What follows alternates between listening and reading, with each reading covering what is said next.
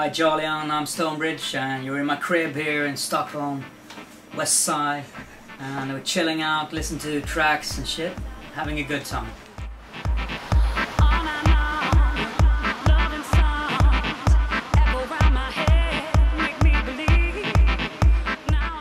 So how's the year been for you this year? This year has been very good, spectacular actually. I mean, it started in Australia. I was in Melbourne playing this venue and they were so happy hearing house music again, and that sort of got me thinking.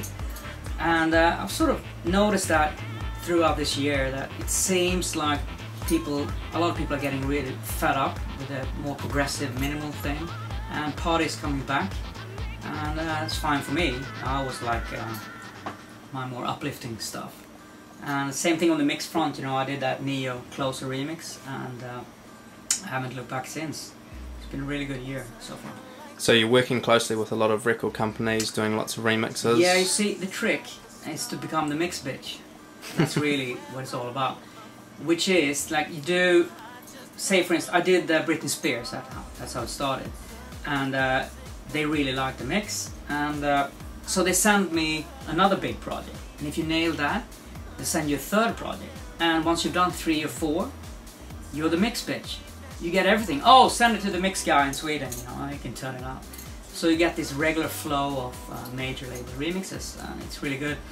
Because it can be, like, I do love Neo because he's a great singer, you know, it's a pleasure to work with vocals like that.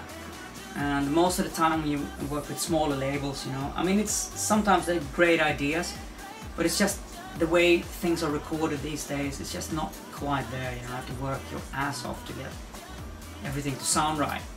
So it's a pleasure sometimes working with those bigger projects, I find.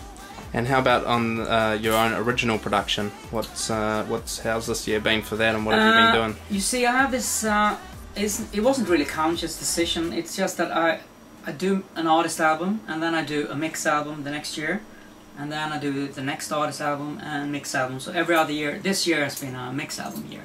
So I've done volume 2 of my mix album called The Flavor of the Vibe, volume 2, and I'm supposed to work on my third album now, but it's all these mixes, you know, and you can't really turn things like I did New Kids on the Block actually. New Kids on the Block? Yeah, man, they done a comeback. It's pretty good, I have to say. Yeah? Yeah, and Beyonce is coming soon, so... You're doing remixes for Beyonce? Yeah.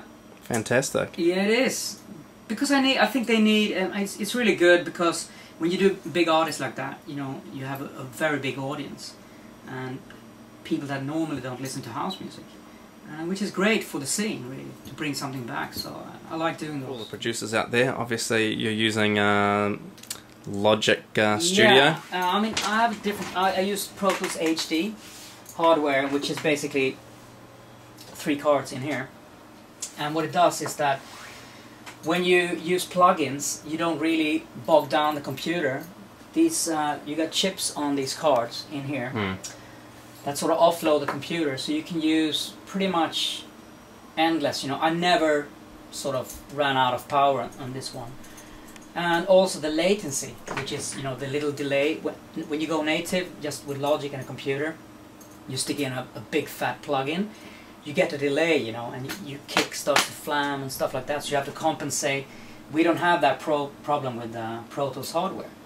But on the other hand, Apple, who owns Logic these days, and DigiDesign, they're like enemies, because DigiDesign, they want me to use Pro Tools hardware and the program Pro Tools, which I absolutely hate. And Apple, they want people to use Logic and no hardware. If we're going to use hardware, they want us to use Apogee because they have this new partnership with them. And a lot of producers have switched, you know, they use Apogee interfaces, and but I'm hanging on to my old Pro Tools thing. You know, I got a pretty massive investment of plugins and stuff, and I just like the sound. It's really stable and warm. So, so do all these racks get used, or are these kind of like the old, from the old days? This one here is like one strip from a board. I use this for vocals. And you got your gates, you got your, you can kill the bass here, and it's compressor. It's basically one strip. And it's a really good one. I've had it since '93. And actually I turned it off. So is that what you did the Robin S. I didn't record that vocal, so I didn't use that, but I used it for pretty much all recordings, like Put 'Em High, all that goes through there. I have a tube mic, and they go straight into this one, and then into tape. These guys here, this is a tube compressor and 2 tube EQs. And this was my favorite bass synth, which is basically hardwire into this tube thing here. So I usually played it in here, and then I tweaked the EQ until it was right, and then I put it on this. These days I'm using more soft synths. This one is the only one I still use regularly, the JV 1080. And the trick is that the 1080 is actually better than the 2080, 3080 and all the later ones. I don't know why, it's just that it's a bit noisy, you know, you have to record it and sort of edit out the hiss and all that.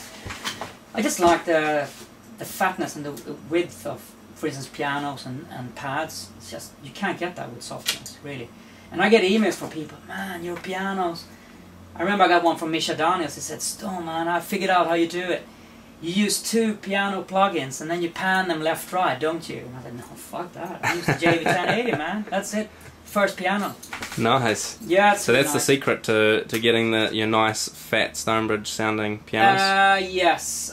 It's very, the MIDI is really slow, so you have to record it and sometimes you have to edit because the attacks is a bit off.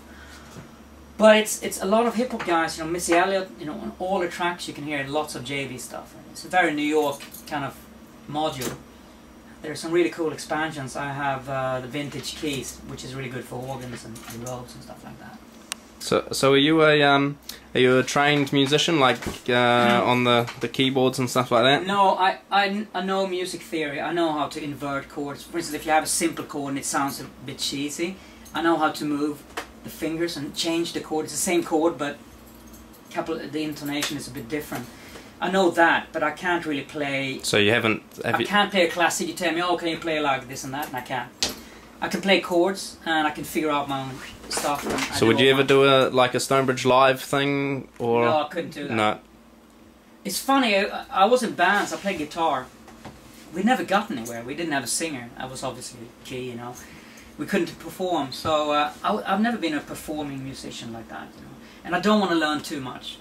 I think it's good to keep it this way, and a lot of guys, younger guys, said, "Oh, Stone, you know, I'm gonna take this keyboard class. You know, I want to become a real guy, read music and all that." Why? I said, "Yeah, because you know, because you're not a real producer unless you can play." And I said, "That's bullshit." You know? So actually, it's the other way around. If you know too much, you say that, "Oh, you can't do that." No, you can't play the bass that way because it's not, you know, musical. So I think it's dangerous to know too much. You know? So you've done a lot of collaborations with other big producers. Who are some of the producers, you know, that you think are really talented, like, you know, being able to play the keys and just engineering production wise? Well, I worked with 2 guys who really changed a lot of ways. I mean, I didn't use automation, and when I did a filter sweep, I did it manually until it was right, and then I recorded it like a performance, and then I did the next one. So I had this thing, I was working on a mix, and then one day I said, okay, time for filtering. So I spent like a whole day doing all these filter sweeps. And Wawa came here, we worked together, and said, what are you doing? Yeah, you know, I'm doing the filter sweeps. Why don't you use automation? I don't know how to do it. They showed me, and it's like opened a whole new world for me, you know, because if you run everything live, you can do a filter sweep and you feel, oh no, the breakdown needs to be longer. Then you make it longer and you make the filter sweep longer. In the old days, I had to redo the whole filtering thing, like it took another day. So they opened up a lot of things with the automation. And then I worked with Thomas Gold. That was completely shocking because he runs everything live and he works really quickly. Like it took 2 days and he says, okay, it's ready. He spent like 15 minutes mastering a little bit, moving a few things. Okay, everything's ready. I said, what are you doing? We need to record everything now. Why? Because that's what you do. And he said, why? Doesn't it sound good? Yeah, it sounds great. Yeah, so what's the problem?